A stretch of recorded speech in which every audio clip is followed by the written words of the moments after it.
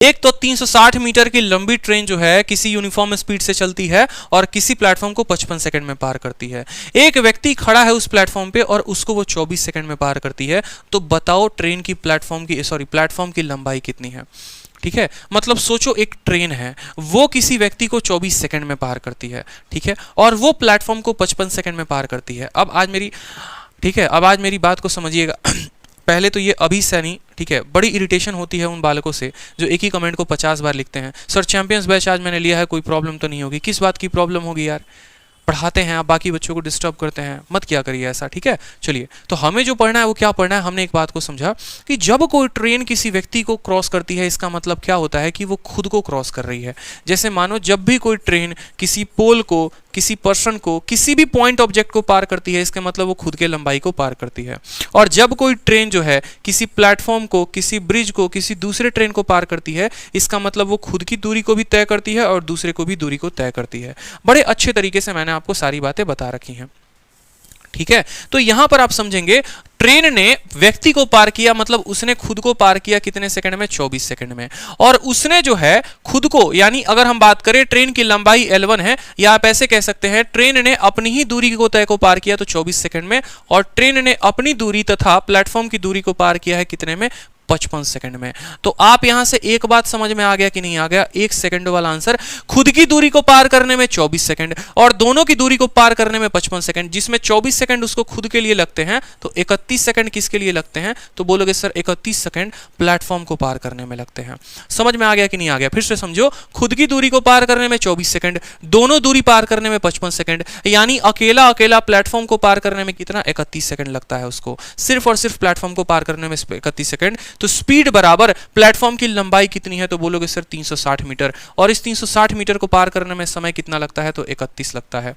ठीक है, what is the length of platform, और ट्रेन इतना मीटर, एक मिनट, स्पीड हमसे पूछा ही नहीं है, हमसे जो बोला है देखो, तो आप ऐसा भी बोलोगे सर देखो खुद की लंबाई को पार करने में 24 सेकंड और प्लेटफॉर्म को पार करने में 31 सेकंड। अगर ट्रेन सर 24 सेकंड में इतना भागती है तो बोलोगे सर देखो 24 सेकंड के लिए दूरी कितनी है, तो बोलोगे सर 24 सेकंड में वो 360 मीटर भाग रही है, या ऐसे भी बोल लो सर 360 मीटर को वो कवर कर लेती है कितने में, 24 सेकंड में। ठीक है, तो 31 सेकंड में वो गाड़ी कितने मीटर को कवर करेगी, आपसे ये पूछा गया है।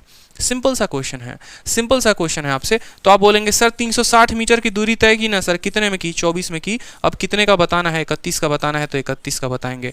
12 से 2 बार में 12 से जो है आपका ये 24 से सीधा का सीधा काटो आप, तो 24 से काटोगे, 24 एकम 24, 15 बार में 15 एकम 15, 15 3 45, 46, 465 आपका उत्तर आ जाएगा। ऑप्शन नंबर डी फॉर दिल मांगे मोर। मेरी बात को समझिएगा, हमने आपके लिए आसान करके लिख दिया। ट्रेन खुद को पार करेगी 24 में और खुद को और प्लेटफॉर्म को 55 सेकंड में, यानी प्लेटफॉर्म को 31 सेकंड में पार किया। ठीक है, ये जो 360 मीटर है इसको पार करने में ट्रेन को कितना लगता है, 24 सेकंड लगते हैं, तो 31 सेकंड में वो कितनी दूरी पार करेगी, ऐसे लिख देंगे 465 आएगा। 465 हमारा करेक्ट आंसर हो जाएगा। ठीक है, बेसिक तो हमें जाना ही नहीं है, बेसिक भूल जाना है कि बेसिक होता क्या है। ठीक है, बेसिक जितना याद रखेंगे उतना दिमाग खराब होगा। चलिए अगला सवाल देखिए, दो ट्रेन की गति दे दी गई है ए और बी की, और बोला गया है उनका गति का अनुपात 3:5 है। अगर ए को 24 मिनट बी से ज्यादा लगते हैं किसी दूरी को तय करने में, तो बताओ how much time will be take to cover the same distance, B को कितना समय लगेगा।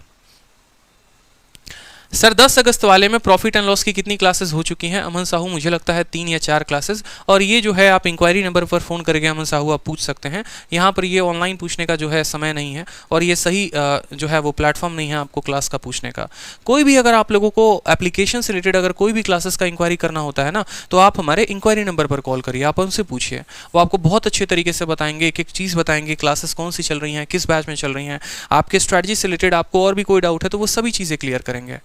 ठीक है, चलिए सवाल में बोलो, देखो स्पीड का जो अंतर है वो स्पीड का अनुपात कितना है, तो बोलेंगे सर ए और बी का जो स्पीड का अनुपात है वो कितना है सर, वो 3:5 है।